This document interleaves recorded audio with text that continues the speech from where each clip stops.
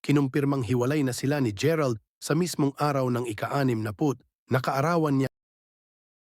Kinumpirma ni de las Alas ang naging maugong na hiwalayan nila ng mister na si Gerald Sibayan. Sa Fast Talk with Boy Abunda, idinetalye niya ang mga pangyayari paano humantong sa hiwalayan ang 10 taong pagsasama.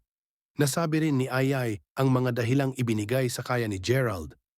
Gayunpaman, pinili ni na maging tahimik muna sa mga nangyari, subalit malaki ang pasasalamat sa mga sumuporta sa kanya at sa kanilang buhay. May asawa ni Gerald. Sa mismong araw ng kanyang ika-60 kaarawan, kinumpirma ni de las Alas ang hiwalayan nila ng asawang si Gerald Sibayan. Sa Fast Talk with Boy Abunda, nailahad ni ang detalye na tila pinakaabangan ng publiko, lalo na at labis ng umugong ang balitang tapos na ang 10 taong relasyon nila ng mister. Oo, hiwalay na kami. Last month pa. Basta hindi ko makakalimutan, October 14, nag-chat siya madaling araw dito sa Pilipinas. Yun nga sinabi niya na gusto niyang magkaanak, hindi na siya happy. Medyo confused ako and shocked and bakit ngayong oras na to? Sana inintay mo man lang akong makauwi sa Amerika.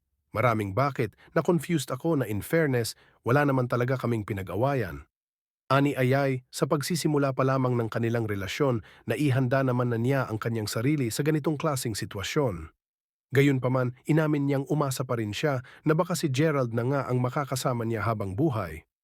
Si de las Alas ay isang aktres at komedyante sa Pilipinas. Sa dami ng nagawa niyang pelikula, isa sa pinakatumatak na karakter niya ay bilang si Ina Montesilo sa serye ng pelikulang Ang Tanging Ina.